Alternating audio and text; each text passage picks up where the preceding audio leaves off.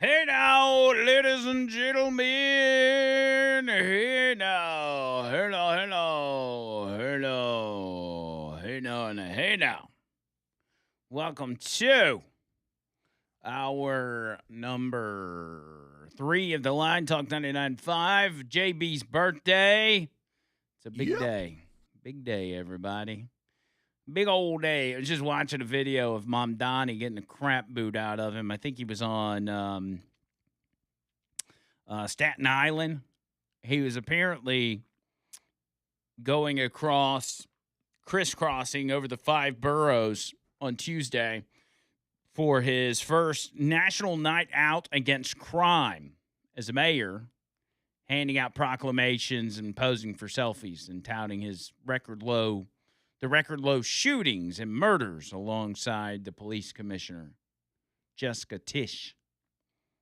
And even as the tour highlighted, an unresolved debate over whether the city needs more officers, which, from defund the police people, you usually don't get more officers out of that.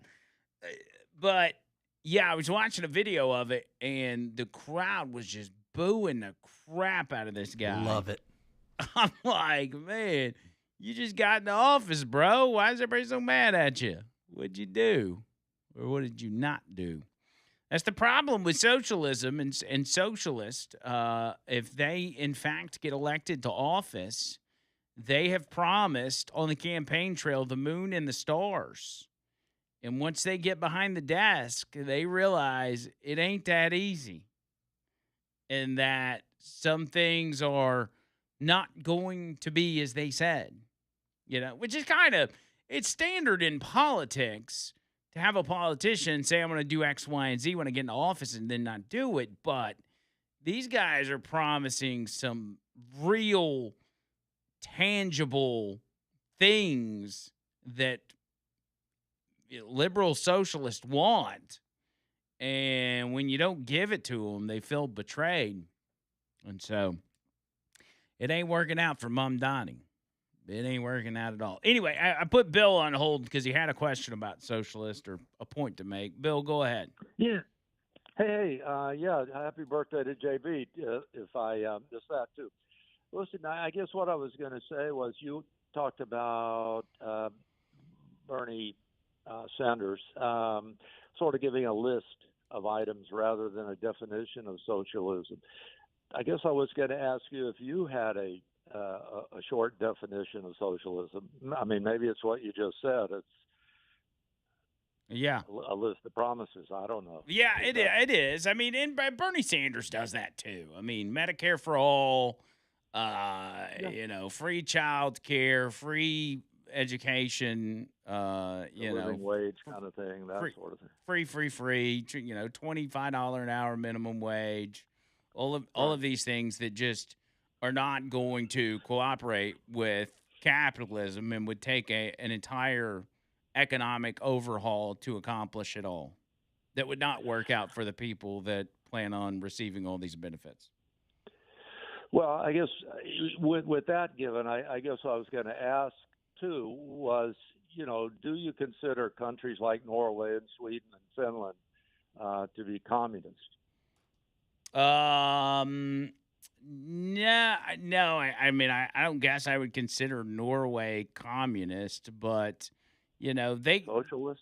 they yeah, people call them socialist. I don't really know what I consider them, but it's and Bernie Sanders does this game of comparing, hey, we just got to do what Norway's doing. Norway's a country of just like what 5 million people. Like that's much more manageable when you want to have kind of a nanny welfare state that doesn't solely rely on itself to make things happen. It's 5 million people versus 360 million people. Just Yeah, that, and that's the first big problem. difference. Yeah. But I guess, many, we get into this, well, is it Norway, Finland, Sweden, or is it Venezuela, Cuba, whatever?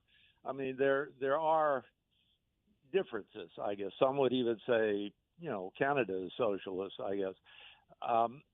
And I guess I would go one step further to say even back in the 30s, uh, Roosevelt's New Deal was considered by many to be socialist, right? Yeah. And yeah, we do have many of those things still around. For example, Mr. Tuberville said Social Security is a scam, a Ponzi scheme. Well, maybe it is. I don't know. I mean, we do take money from working people and put that back into Social Security as opposed to actually having, I think, what Al Gore referred to one time as the lockbox Yeah. of funds. Yeah. But That in nobody that, ever touches. Nobody ever touches the lockbox. yeah, I mean that's not the case. But there are people who depend on it, and there are people who are probably looking for someone to address some changes to sustain it as opposed to destroy it. So I guess my point is that I think when people say Democrats are communist, I think that's a I mean, yes, okay. There may be some, just as there may be some Republicans who are, um, I don't know, white supremacists. Maybe, I don't know. Nazis, maybe. Like some of them, like have a Nazi tattoo or something. Uh, which both sides have. But my point is, there are extremes on both sides. But I don't think all Democrats are communists. Okay, and I don't think all socialism is just something, as to say it's a bad word. You got to kind of say, what are you talking about? What policies are you talking about? Well, I I think mean, what it comes down to, and Bill, I view you as a guy that likes to give the benefit of the doubt. I think you'd probably describe yourself that way, right? You I you hope. you like to give the benefit of the doubt, and I think your problem in particular is you give the government in this country as a whole the benefit of the doubt on if we give them this power or this power that they will do the right thing. And history has taught us the opposite of that. And so giving them control, it's just like Obamacare taking over a third of the economy with the healthcare system. Like the more power you give our system, the more corrupt it is going to be. We cannot trust these people to have more power over the population. And the founding fathers understood that. That's why they set it up the way they have. But over the years, as you talked about Roosevelt and everything else, we have slowly crept towards just giving a little more and a little more and a little more. And this is kind of, for a lot of people, they view this as maybe the final nail in the coffin in that process of giving the government all the power that they want so they can have control over the population. That's how a lot of One last Americans view thought, though. socialism. One last thought. I agree with you. I don't think maybe we should go to the extremes, but I really think the answer in a lot of cases is more in the middle than it is totally one way or the other. It's like capitalism. Capitalism, I'm all for, but let's recognize that we also had at one time we had to have labor unions. At one time we put in Social Security. At one time we had lower, higher taxes on maybe the extreme rich to cover some of the VA programs, pay for World War II, et cetera. VA, your college education for the troops and things like that. So all I'm saying, I think the answer is more in the middle than it is on the extremes. Yeah. But I'll leave you with that thought. All right, Bill. I appreciate it, man. Always a civilized conversation with Bill. I think the question you got to ask yourself is, especially as he brought up taxing the super rich in order to fund some very important things like the VA or whatever it may be. You got to ask yourself, as I pay taxes every month, as Bill pays taxes, as John Bird pays taxes, as we all pay taxes, uh, why do these people in particular constantly feel the need to go find more money? If you give, say, your family member, say, a cousin comes up and borrows $1,000 because they need to take care of the bills, right? And then they come back a couple weeks later and they're like, "Hey, I got these. Remember those bills I told you about? I really need to borrow some money to pay for them." The first thing you're gonna say is, "What'd you do with the money I gave you 2 weeks ago?" Well, I've had other stuff going on. I had to do this and do. This is what the government does. This is what Democrats do. They're like, "Well, I know you sent us all this money, but we had some stuff pop up, and we had to DoorDash the other day, and I needed some gas, and so we're gonna have to put in some more taxes. We're gonna have to tax the trillionaires and the bajillionaires. We're gonna have to level an estate tax against you. We're gonna have to tax you when you die." It's all it is. So again, the big part of it, whether you want to look at this as people have their teams and it's Democrat and Republican, or it's, Donald Trump and Gavin Newsom or whoever your guy is, the government as a whole, you can't trust them. You can't. You never have been able to, and you can't do it today. So anything that leads you to giving the government more power over your life is not going to result in anything good. You're not going to come out on the other side of that and say, "Wow, gee golly willikers, I'm glad I did that. I'm glad I gave the government more control over my life." Ask the people of Venezuela about that. Ask the people of Cuba about that. Hey, y'all glad y'all gave the government all this power? They're going to tell you, "No, actually, we regret it. We're actually not very happy that our parents were so naive that they thought all these promises from this young, stunning guy known as Justin Trudeau's dad, Castro, and all these grand promises, and we believed them." And then what happened? Ruined the whole country. People get imprisoned. People starve to death. Socialism, communism always leaves death and destruction in its wake. You always see it. And so again, that goes back to giving the government more power than they currently have. It's never a good thing. It's not going to work out for you. It works out for the people in government, yeah. But it ain't going to work out for you. So I'd advise against it. 205-545-9950. More show coming up.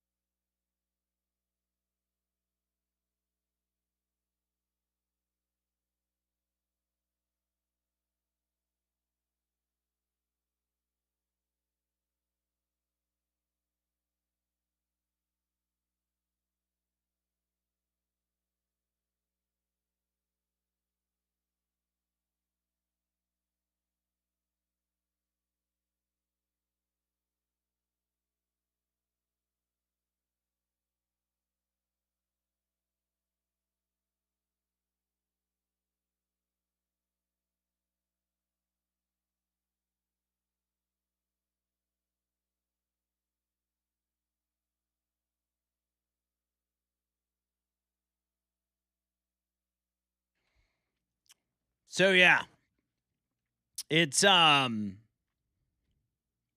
gonna be interesting in November.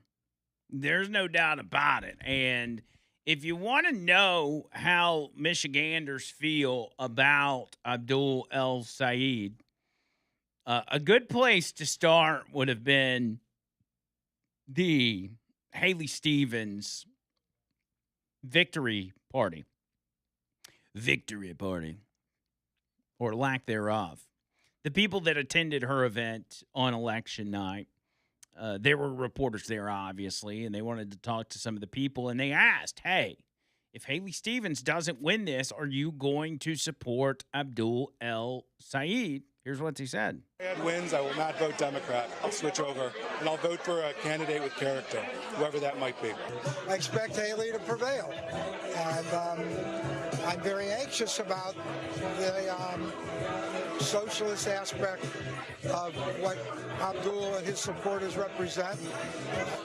I'm a liberal, but I'm not a socialist. So Haley Stevens supporters were basically saying that with El Sayed being the nominee, that they would rather vote Republican.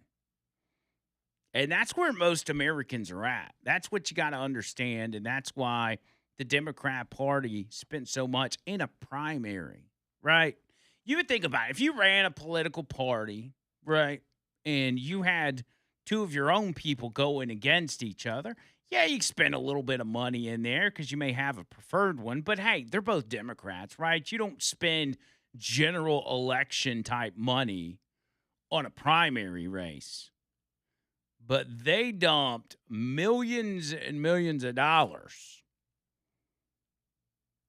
into defeating Abdul El Sayed because they knew, just like they knew back in 2015 with Bernie Sanders, that this is not going to vote well for them. And you may say to yourself, hey, it's just a couple butthurt Haley Stevens voters. You know, they'll change their mind once November comes around. They're not going to vote for Mike Johnson, even though he's born and raised in Michigan and seems to be an all right. He's actually kind of a moderate guy. He's not somebody you would describe as MAGA anyway. He's much more towards the middle when it comes to the current state of politics than some Republicans are, which gives him a tremendous advantage. But again, you may just say it's a couple of butthurt Haley Stevens supporters. But even MS Now, one of the hosts on MS Now, is running into people out in public who recognize her, they're viewers of her show, stopping her and saying, hey, I'm not voting for that guy in the general election. Spent 11-1 in this primary race. Republicans now see that as more winnable. This is the candidate they wanted. They're going to throw a ton of money at this to try to flip this seat. So I think people who are looking at this, particularly some Democrats who I've talked to, who are hoping that he will moderate some of his positions. I think one of the key ones to point to that he is not going to, you just heard him talking about Israel. And I want to tell you really quickly, as I was getting on the plane this morning, a guy who was a big fan of MS Now said to me, I'm anxious to see who wins. And I said, oh, did you vote? And he said, yes, I voted for Haley Stevens. And I said, oh, why? And he said, well, because of Israel, and I don't like the position that Abdul El-Sayed has on Israel. And in fact, if he wins, I will be voting for Mike Rogers. And you could not get more far apart, right, from two candidates than Mike Rogers and even Haley Stevens. But it's going to be interesting to listen to that because this has been a primary conversation within this campaign. It's going to be interesting, all right. Michigan voters are jumping ship and vowing to to back the Republican Mike Rogers. And keep in mind, that's a seat that the Democrats currently hold. That would be a seat that gets flipped over to the Republican side. But there is, again, a fear about El Sayed and the possibility of him winning. Again, a lot of shenanigans go on in Michigan when it comes to elections. We know that all too well going back 6 years. Is it just the socialism, though? It's not. It's the Islam. It's the Jew hatred. It's the deception. I'll talk more about that when we get back on the other side. 205-545-9950. The line, Talk 99.5. Hang tight, baby.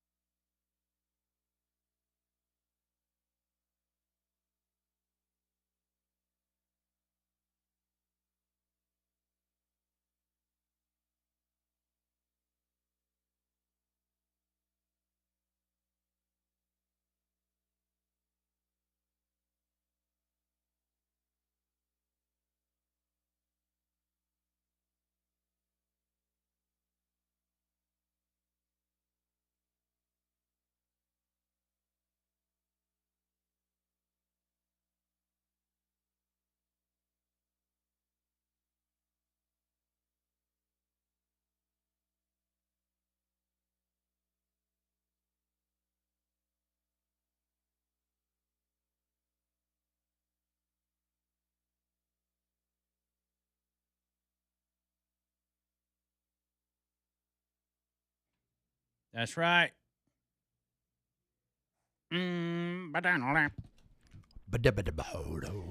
Noto Roofing, N-O-T-O roofing.com, notoroofing.com. Get with it, man. Get with it. Get your free roof inspection, free roof tune-up. It's all right there for you. Noto's the best in the business. Go ahead and call them this week. Call them today or tomorrow. Set something up for the weekend, for next week, whatever's convenient for you. These guys are great friends of mine, obviously. Chris and Matt and Sammy and all the guys over there just do such a bang-up job. Just holler at them. Make sure you tell them you're with the Hey Now Nation and get it squared away. 205-848-2299. That's 848-2299. Online, notoroofing.com. Notoroofing.com. I got Bill. Did you say Bill's in Michigan? Yeah, listening on the app. Sir. Bill, what's up? I just want to start off by saying love the show. I used to live down there in Beeham and listening to you on the iHeartRadio app. Awesome. We are not happy about this El Sayed guy. I'm living up in Northeast Michigan, not down Detroit at all. And we love our guns, we love our hunting, and we don't want them coming up here. Yeah, a lot of people ain't happening. And that's the way I view. I actually used to have some friends out in where was that? Right outside of Michigan. I can't remember the town. It was years ago, but I had some friends that lived right outside of Michigan. I mean, right outside of Detroit. I had some friends that lived up there, and we used to go hang out. And I just remember the people of Michigan, even though they had a funny accent, they just seemed like the people that live down here, and that's how I picture the voters in Michigan. And I'm like, I don't see how they could ever sell this guy on these people. I mean, you got your Democrats around here, but you kind of want to be quiet about that. Yeah, that's true. And I view it that way too. Like some of them are, I'm sure there's plenty of liberals or whatever, but it's I can see a lot of old school, blue dog Democrats as well, which many have swapped by now once they've seen where the party's gone. But you think about, all the auto manufacturing and everything else over the years, and just hardworking people in Michigan, and how wrong things have gone when it comes to representation. And this guy, I just don't see. Yeah, maybe he fits in Dearborn, but that seems to be about it from my vantage point. Hey, keep him down there. Keep him down there. Yeah, no doubt about it. Well, listen, Bill, keep us updated. Since you're in Michigan, you can be our official Michigan correspondent. How's that sound? All right, sounds good. Love the show. All right, buddy. I appreciate it. Thanks. Yeah, people in Michigan are just, they're good people. It's been years ago since I've been there. It's probably been 15 years. I wish I could remember the name. It was the guy we used to hang out with. His name was Gio. We would all kind of get together and like once a year and all meet up at his place and go to Warren, Michigan. That was it. It was Warren, Michigan. And go hang out. Man, used to have a blast. Loved it up there, man. Loved Michigan. Think it's a super cool place. But that's just I cannot picture it meshing with those people, Just like if you had some sort of crazy socialist here. But it's not just the socialism. It's the fundamentalist Islamist ties that this individual has and that he expresses. Remember John Bird yesterday, he was giving his victory speech. We played it, and he said, inshallah, whatever it was that he said. Yeah. Inshallah, which is Allah willing or Allah's will. It's just, while you may view that as very innocent and just, him saying, if it's God's will for us to win, then it will happen. But there's just something about it that kind of shakes you to your core. Those of us that grew up through 9/11, many of y'all which were adults during 9/11, we saw Islamic extremism up close and personal on that day. And every day since then, through the countless years of war in Iraq and Afghanistan, and now dealing with Iran. Like, this is not a culture, and it's really not a religion that can mix with this society whatsoever. And when you start getting into the weeds and talking about the Muslim Brotherhood and these other groups that are, in fact, looking to take over this country and are closely tied with literal terrorists, you got to ask yourself, is that cool? No, it's not cool. It's not cool. And with that, this Abdul El Said, that nobody really knows a lot about his ties and his background. He's just a college-educated guy, went to medical school. He's well-spoken, smooth-looking guy. Yeah, he's a socialist, but he just wants the betterment of the poor people and everything. This guy's got some scary ties. And let me let you hear why. This right here is from a committee hearing, I believe yesterday. And they have a counterterrorism witness that they are questioning, senators are questioning. And Ted Cruz brings up Abdul El Said and says, does this guy have any ties to these extremist Muslim groups, some of which we have labeled, our government has labeled as terrorist organizations? Does he have ties to maybe, I don't know, the Muslim Brotherhood or any known terrorists? And some would say, well, that's Islamophobic. You can't say that. But when the counterterrorism experts are telling us that he has these ties, that is a cause for concern. This is Kyle Shideller. I didn't want to say a cuss word there. I don't know how to pronounce his name.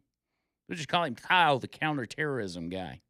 He's a senior analyst for Homeland Security and Counterterrorism at the Center for Security Policy. And he was testifying on Capitol Hill and was asked the question, should El Said's rise in politics alarm Americans? And this comes, again, just one day after El Said wins the race. He says, I look at the connections that his father-in-law has to two Muslim Brotherhood-linked groups.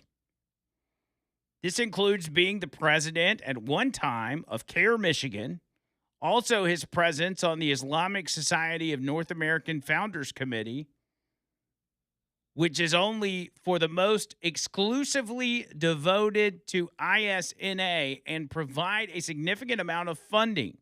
There are other known Brotherhood members on that committee.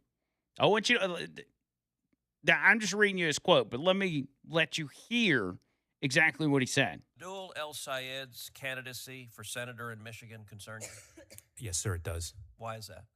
Well, to begin with, I look at the connections that his father-in-law, Chakaku Tayyib, has to Brotherhood-linked groups. This includes being the president at one time of CARE Michigan, also his presence on the Islamic Society of North America Founders Committee, which is only for those most exclusively devoted to ISNA and provide a significant amount of funding. There are other known Brotherhood members on that committee. I would also look at El Said's ties to a group called Mgage, which purports to be a Muslim sort of get-out-the-vote or candidate recruitment organization, but it has close ties to CARE. It was created by a former CARE member who at one time was on a terror watch list and was also a consultant to convicted terrorist Sami al-Arian. Do you believe the Islamic Society of North America, or ISNA, is an ongoing part of the Muslim Brotherhood network in the United States? Yes, sir, I do. That is concerning, to say the least. Most of you know about the Muslim Brotherhood and the ties that they have to terror that's been perpetrated all over the world. And they have long said that they will infiltrate our politics. And, ladies and gentlemen, here they are. This is extremely concerning, and nobody's talking about it. I haven't seen one thing on the news about El Sayed's ties to the Muslim Brotherhood. Now, hopefully, on the campaign trail between now and November, we're going to talk about that. That the news is going to talk about that. Mike Rogers brings it up. Unfortunately, though, some people, and you will get accused of being Islamophobic if you bring that up. You're not allowed to. If you bring it up, you're a racist. You're racist against Islam. Islam is not a race, by the way, so you can't be racist. But it's got to be confronted. It's got to be talked about. Whether or not this guy is going to lose in a landslide, the American people, and especially the people of Michigan, need to know that this guy has very close ties to terrorists. And it always seems to play out that way, doesn't it? You know? You're deeply tied in with Islam, and, you know, you got Islam in your background, and then all of a sudden you're friends with some terrorists. It's wild how that works. It's a dangerous religion. I'll just say it straight up. It is a dangerous religion that poisons the blood, to use a Trump term that he gets used against him to this day, that poisons the blood of the nations that it infects. Ask Europe about it. They've had to basically split their countries. They've had to cordon off parts of their cities and say, hey, y'all just have it. Y'all take it. It almost seems to be what happened in Michigan with Dearborn. You just take it. Just take it. They have their own rules, their own laws in these parts of Europe. Sharia law. Their own police. And then in the other parts of the city, gang rapes, people being assaulted, people being murdered, stabbed. A lot of stabbing. Stabbing all the time. Really, in the world of Islam, they really like to stab people. And, you know, they say stabbing is different than shooting somebody because you have to be, you know, close quarters. Yes, it's basically looking them in the face. It's a very intimate assault and or homicide. And it is right here at your doorstep, America. People better wake up and wake up fast, because once this makes its way in, there's no getting out of it. They have one job and one job only, and that is to conquer the entire world.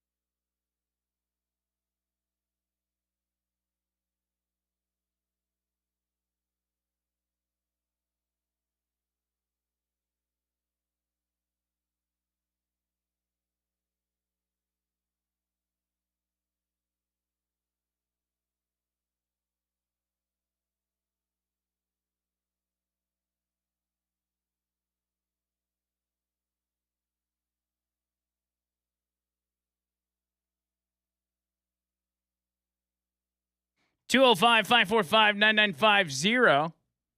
545-9950. There was a video that I played not long ago, or a sound clip I played not long ago, and it was a guy, I think he was a historian, and he was talking about history and all of these different instances of Islam trying to infiltrate Western countries, European countries in particular, and how people's ancestors had to fight them off centuries ago because they knew what that religion would bring with it.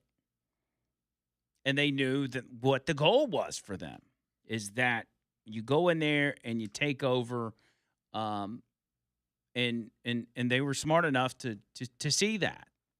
And that now it's so different because under the guise of compassion and diversity, people are taking that same concept from centuries ago where their country was trying to be infiltrated by a religion that is very violent and allowing these people in. And these people do. They will play. They will play the card that you're dealing them, which is, hey, you're compassionate. You're letting us in. Thank you so much for a better life and everything else. And they'll play nicey for a while. But their goal doesn't change. The concept of conquering and converting the entire world to Islam is still there. It doesn't change. It's much different than what goes on in this country where people tell you to be ashamed of your ancestors, to be ashamed of your country's history. They don't do that in other countries. They stick to their guns. They stick to their history. They stick to what their ancestors and their religion is telling them. But if I find that video, I'll play it for you. But there's another one that came up yesterday. It is a guy who is an Iranian who fled Iran because of Sharia law. And he was speaking at a council meeting, I think somewhere in Texas, and begging people to not allow Islam to infiltrate your society. He lived it. He knows how dangerous it is. And if you don't stop it, it's going to be too late. My name is Eddie Issa. I'm a Sharia law survivor from Iran. And I'm here to tell you, this is a dangerous ideology you're allowing in your country. Every country that is Islamic now, it used to be a Christian country. And we were soft Christians, and we allowed these people to come in, bring their Sharia law into their countries, and slowly kill us off left and right. Let me make it very clear to you. Christianity is a personal relationship with God, where it says, render unto Caesar's what is Caesar's, render unto God what is God's. Islam is Sharia law, deen wa dawah, religion and state, which is not even compatible with the American thing. And when these people will use taqiyya to lie to you, to manipulate you, because whenever Islam is little, they will lie to you and tell you they come in peace. This is level 1. Level 2 is what's happening in UK right now, where you have two-tier policing, where you have like the blasphemy laws, Islamophobia, racism, all this nonsense that they talk about. First of all, Islam is not a race. So anytime you criticize Islam, they will use the race card. But every country has this disgusting ideology inside their country, including my own country, Iran, Russia.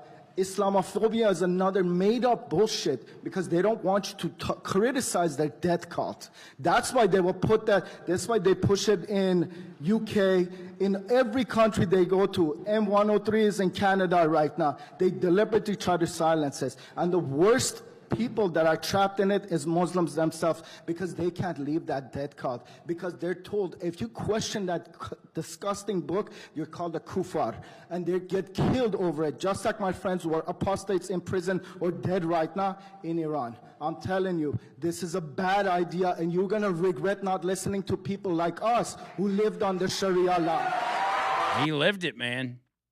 He lived it. He knows what comes with that. And he is basically begging Americans to stop what you're doing. You are committing suicide. It is a suicidal ideation that the Democrats have.